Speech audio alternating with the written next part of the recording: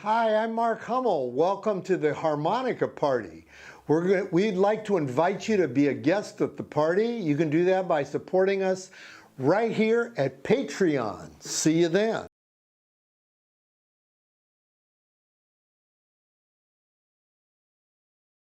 My name is Mark Hummel, and this is Mark Hummel's Harmonica Party. I'm sitting here with the great Chris Cain, who we go way back. I remember meeting you in the Walter Fields Blues Band. Man, oh man, I swear to God. Whenever that was, 70s always done sometime. great things, man, always. Well, back at you, man.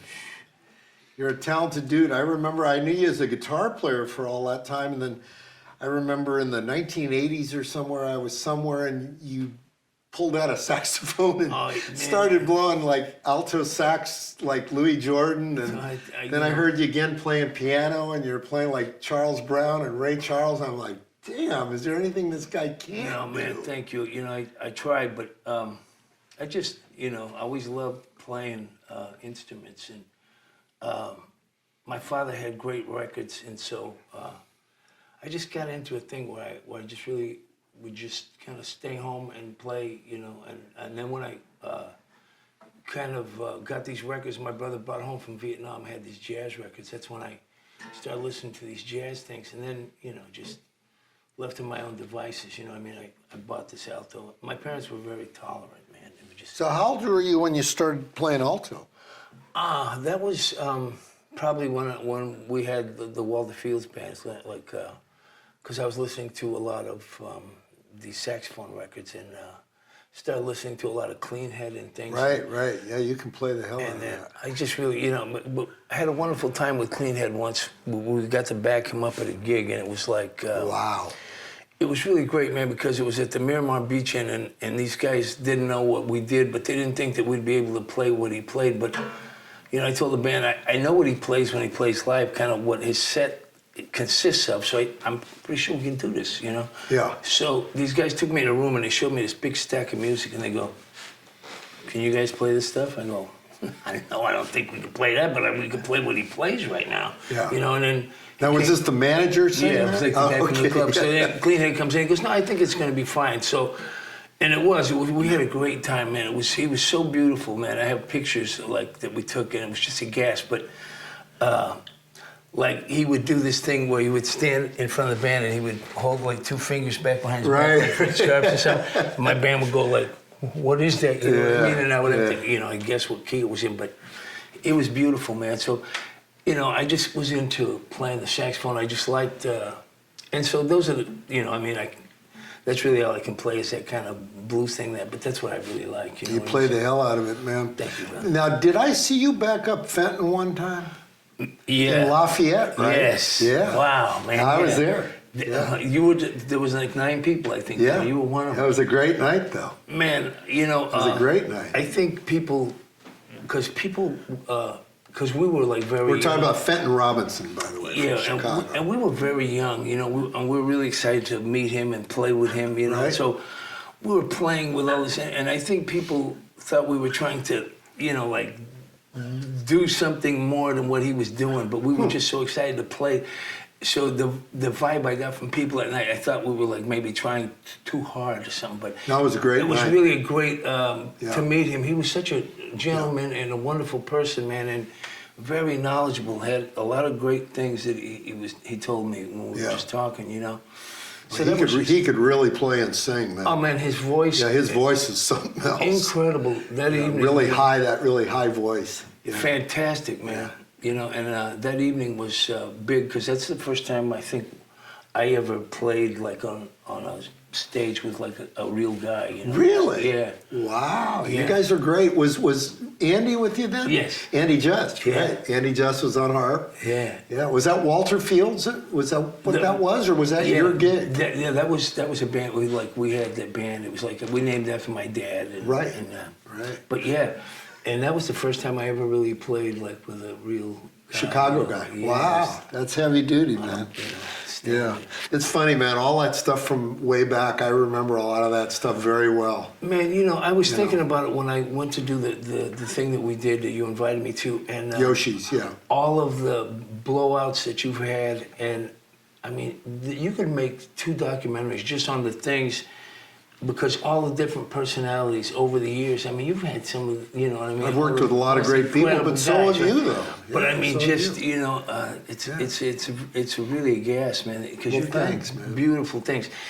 You keep it running like on time. Which is difficult to do. That's hard to do, Everybody man. starts Yes, playing it and is. stuff. It's Yes, like, you know it what I is. mean? You have to kind of. Yeah. But that's why I put a clock up there a lot. it's of times. beautiful, man. I had a beautiful time at that thing. Yeah, you're great, man. I'm glad you were a part of that. That was a great thing we were able to do for Sonny's family, and they made a lot more money than they were expecting. I to was make. really thrilled to just Yeah. be there, man. Thank you very much. Yeah, it was great. And that saw you a were bunch of part cats that. that I haven't gotten Yeah, to talk Curtis to. and Yes, Curtis it was- Salgado. It was great. And you're on Alligator Records now? Yes. Like Curtis Salgado is? Yeah, And that's fantastic, man. I swear, I'm really happy to see your success, Chris, Man, because thank you. you're somebody that's been doing it for years and years, and it's kind of like sometimes I don't think people give credit. I mean, somebody of your talent stature is just, you know. But, you know, I mean, there's so many guys that play beautiful stuff. And, you know, I was always happy just to have some jobs. And Patrick Ford was beautiful because every about 8 years he'd say, you know, hey, you want to put something on the rocket? Right. So he'd keep me in the conversation kind of by doing that, you know? Yeah, he did. And you made some great records, man, over the last 20, 30 years, man. I mean, I can't remember whether it was Pat's label where you did one that was a tribute to B.B. Was that? Yeah, that was his? Pat's label. Man, that was fun. That was the most fun I've ever had. That was an unbelievably Everybody great played record. at the same Yes. time, like all set up in Yeah. a circle and played these tones Yeah. and, you know, try to get those tones that he got. You did a great job. It was a blast, man. Really Yeah. that was one of the most fun records I think I ever made. And you did a great one on Little Village, the one. Oh yeah, that was a gas, man, because Yeah. that wasn't going to be a record. That was just like a love letter I did to my late father, like of all the kind of blues that he really did. Yeah, and you were doing like a lot of Guitar Slim. And, Yeah. I can't remember, did you do some T-Bone? I mean, not T-Bone, but I was thinking you did something besides Guitar Slim on there that was I had never heard you do. Man, but there were some different things, like I did these kind of Ray Charlesy ones and Right. one kind of muddy one, you know. Right. See, I'd never heard you do that. And and it was like, you know, I didn't even think about it today because it was like I was thinking, and so I knew that Kid knew Aki, and so Aki came and played on it. But I was thinking, God, you know, as many times as like Gary Smith has let me play with his band, and I've been seeing him since I was, you know, an amoeba. Right. That like, you know, I didn't think, you know, because it would have been so great to have him on that track. You know what I mean? Yeah. But, yeah, you know, so I've been really lucky just that I had a band, and you know, I figured if I made my own band, I would always have a job. You know what I mean? Right. I would never fire me. You know. Right. So, but. Well, you guys really had a scene. I mean, I look at the South Bay when I think of, you know, you and Gary Smith, you know, Andy Just, you know, Musselwhite was down there. Yeah, man. I remember, matter of fact, there's another memory of mine was Musselwhite, I think, showed up to one of your guys. He either showed up or he was going to show up to a gig you guys did in, God, where was it, man? Los Gatos or something? Probably. Like that was around the same time as the Fenton gig, but maybe a little earlier. I think it was the first time I met you. Wow. And I thought Charlie either showed up or was gonna show up, and it was a big deal. Man, you know, everything back then was really huge. It was like just, you know, I mean, we would go to like Gary Smith's house, Right. and pull the car up outside and just look at the house and be like, I mean, who could be in there right now? You know, because at that time it was like everybody he seemed to know was like a guy. Right. And we were just like all, you know, fanned up and stuff. It was really bad, but Was that 101? yes. Mm-hmm. And you know, I mean, to just go there and just like look That place has a real notorious history. Yeah, man, I mean, because all Everybody was there. Yeah, and, you Tucker know, and like Gary's Alberto. band, like all the guys that came out of his band went on to like lead their own things and stuff. It was Right, like kinda like Watson, yeah, man. I mean, you know, I met Watson. Geez, like it was at Sammy Varela's house. I mean, he used to play like Peter Green, just like him. Right, It was like, I've heard that. and I got Junior to do some of that man, on this because, last run. I mean, yeah. he is an incredible guitar player. He is. Always he has does been. the hell out of Peter But Green then stuff. that was his man, and I mean, Yeah. it was unbelievably beautiful. You know, Yeah. I mean, he's just a master. Yeah, But he is. you know, through Sam, like I met Gary, and I met like a lot of the fellas that, you know. I mean, I was at Sam's one day, and Robben came by like to buy this mouthpiece, you know, and I was Wow. like, you know, I mean, Yeah. just was like, you know, Yeah. all fanned up and stuff. But Yeah. Well, that's funny because Robben Ford, I never thought about that. He plays the horn too.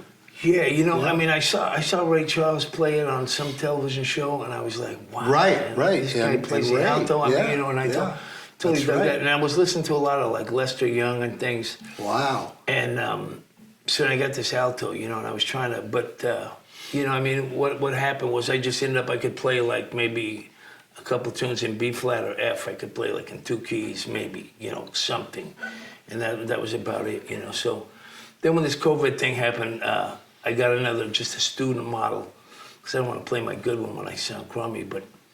And then I just played like I've been playing every day, you know. So Oh, it's good. like So you're back into it. I can, you know, I mean, I could never do this before, but like if I watch the fake book on TV, I can play about 6 tunes before they lose me with something, you know. Wow. So, Yeah. because I just felt like before I could just play in B flat and F, and you know, I mean, so I just figured I want to respect the instrument and people, so I try to, you know. But I mean, Susan, you know, she goes, when you play that thing, you make my skin crawl. I'm like, Hey man, you impressed the hell out of me the first time. First time I saw you play, I said, "What is it with this dude, man? He can just pick up anything and play the hell out of it." you know, man, it was just always, and my parents were really tolerant, you know. So I mean, like I would play that thing anytime I felt like it, and they never would really tell me to. Now, did you start with guitar? Yeah. Yeah. And you know, but my father always had a piano at the house, and So you were playing both, really? I would just mess around, you know. But yeah. then after I really started paying attention to Ray Charles, I just you know, Charles Brown. I was like, those guys were like huge at my house. My parents really loved pianists, you know, like Yeah. Otis Spann was like Wow. was a god in my house. That's something. Charles man. Brown, when we backed up Charles Brown, my parents were like so. Oh God, yes. Yeah. I mean, they were over the moon about Yeah, that, you know. yeah, And my band, you know, they were like, you know, we're gonna, you know, so we're playing with all this energy, playing too loud. Charles lived like literally half a mile from my house No in kidding. Berkeley. He Yeah. was such a beauty. Yeah, he was a great guy, man. But my band So played cool. so loud that night that, like, by the end of the night, his voice was totally blown out, right? You know, Charles. Some guys would have just, you know, taken us out back and killed us or something, Right. you know. But he was so sweet, and they used this again. Wow. I told the fellas, they go, Yeah. no, this time. But my parents were so, man, they were so proud. Oh, I can You know, imagine. Yeah. Well, he was one of the real icons. I mean, you know, there No wouldn't be a kidding. Ray Charles No. if it wasn't for Nat Cole and No, and I mean, Charles you know, Brown. like those records, my father would play, you know, I mean, you just hear Black Knight. I mean, to this Right. day, it's like make the skin on the back of my neck. Same here, man. Just like, yeah, it's like he's, was just an incredible pianist, you know what I mean? Yeah. And I learned so much. I learned so much about other guys from hearing him, like Errol Garner. Yeah. And you know, those are all these guys, these pianists that I learned about. Art Tatum and all these guys that he turned me on to. Unbelievable. Yeah, if he hadn't turned me on to a lot of those guys, I never would have really known about them. I don't You know, think. when I was thinking about this, you know, I mean, like you, like were very close with like Cool Papa, all those gentlemen Yeah, that like, yeah. you know, all, to the, share. all the cats around here. Man, and I mean, you could write 2 books just on the amazing things that you know. Well, I just did like- write a book. I mean, I didn't know that. I'll give you one. Oh man, that's I beautiful. just got more today. I was thinking about it like so many times. I said, man, you could do a documentary just on your harmonica blowouts. Well, because I'm going to give you both the book that I wrote and the CD that I have. That was I had it at the Sunny Roads thing, and it's basically an anthology of all the guys like Sonny and, man, I really and Cool appreciate that. Papa and yeah, Thank you, man. yeah, Yeah, because man, Johnny Waters. yes, I mean, you know, it's like it's just like as time goes on, you know, I don't think about those gentlemen as you know, because they used to be playing all the They time. were all the time. Yeah. Anyone said they'd be somewhere. Yep. And they were really There was a great scene around. special here. gentlemen. You know what Yeah, I there mean? was a great 'Cause scene. Me being like a young character, you know, come around there, and you know, I mean, they were very. And J.J. Malone, man. JJ was one of my heroes, man. Like when he came out with that 45 of Danger Zone, my father brought And that it's home. a shame. Yeah. Yeah, and yeah. it blew my. I mean, it was just like. That's man. Estrin on harp on it. Oh, it figures, you know. Yeah. That's a great record, man. I mean, my father brought that thing home, and he was like, "Wait till you hear this." It was. Yeah. Like, I never heard of J.J. Malone. Right. Or that, but man, that's a great record. And Yeah. he used to go get all his records at this place in Oakland called Wolf's. Oh, I remember that vaguely. And that's where he would go. Like one time he brought home like Rudy Ray Moore or something else. And Wow. it didn't go over that well, you know. It's like, that went to the trash, and then I went and got it. You know? That's cool. But yeah, my dad was a beautiful cat because he would know where B.B. King was playing way before Thriller's gone. Like at these little clubs, like the Swahili Room and like San Jose? yeah, or like in Oakland, wherever, like anywhere in the Bay Area. If he was playing, he'd go. You know. Wow. But it would be like he would play like maybe twice a year at the San Jose Civic, so we would never miss him when he came there. Right. You know. So I got to see him. Now, did you meet him as a youngster? Yeah, and it was.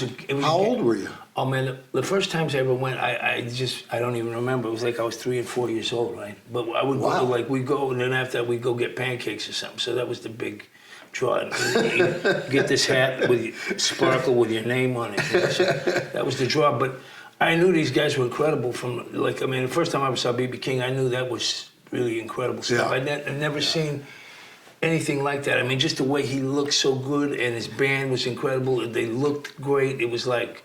I mean, the sound of that guitar, it's just right now I get like goosebumps or everything. So I got to see a lot of those kind of fellas, you know what I mean? Because if they were around, my father would always take us to go see him, you know? And, him being a cat in a suit, you know what I mean? Like, they would just think he was with the band a lot of times. So he would just come and go, take me back, to meet fellas that, I was... Oh, your dad, people thought was in the band? Yeah, because he just have a suit on and stuff, and suit and tie, and they think, oh, he must be with the band, you know what I mean? Yeah. I mean, when we went to see Freddie King, Albert King, and Martha Hoople at the Fillmore. Wow. And so we're sitting there, and my pal goes, hey, is that your dad up there? And my dad's handing Freddie King a drink, right? Wow. And he's on the stage, and I go, yeah, that is my dad, you know? A buddy of mine was backstage at that show, and he said Freddie was giving Albert a bunch of crap about it. He goes, man, you can't even play Hideaway. They got into a thing, like, because Freddie King, Albert King goes, Freddie King's the only guy I know that can eat with his eyes closed. They were saying all this stuff. They were going back. And when I got there, Albert King was looking around in the back, like on the floor. Like he's walking around looking around on the floor. And he picked up a match. And he folded it in half and he put it under the E string because it was fretting out on the neck. And I was like, I'm thinking he has a guy that probably tunes it best. And I mean, I think, he let me, I go, can I play? He goes, no, I got to set to well, I want it now. Albert said yeah, I go, hey, can I play it? He goes, no, I got to set to well, I want it now, but you can. So he let me hold it and I was like, whoa, man. It was like, but. He was really nice to me the time I met him. We opened for him one time. And he was really like nice. So sweet to me. Yeah. I mean, it's like, we opened up for him at JJ's and, they would tell him, hey, let him sit in. And he's like, no. And I was like, man, don't make him. I don't want to. I just am happy to be here to see this, right? To see them, yeah. And then he let me sit in, right? Because he saw our set and he was standing right here, like I could smell the pipe. And he was standing right like next to me. He's going, and I'm like, so then he called me up to play. And man, I mean, he came after, like he took the first solo. He played.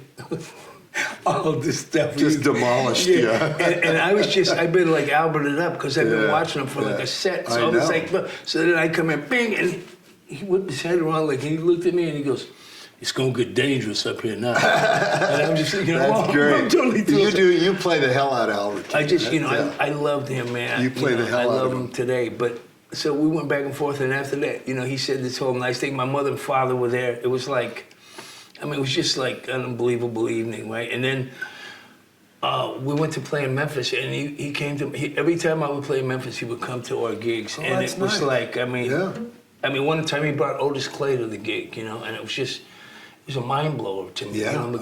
Because, I know he could be grumpy and stuff sometimes, but... I heard he was a great guy. He was so sweet. I always heard that about it really...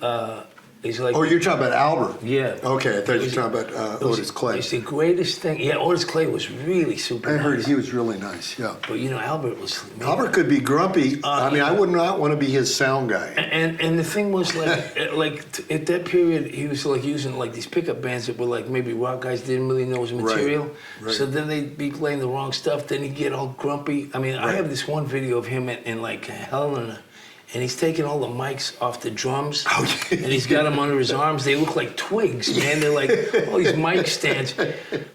you know, and when he passed away, it's like, because he'd always come to the gigs, we sit and talk for like hours, like, and it was Wow. beautiful. And we were gonna like play and tour with him and be the backup band, play like some tunes, and then he'd come on and play, because he was using guys that didn't even know his stuff, right? Right. And so he was really excited about that. I mean, we were thrilled. And then he had the heart attack, you know, Right. and he passed away, and it was like, man, it was devastating, because it was We like, saw him 2 days before he died. yeah, We're in Memphis.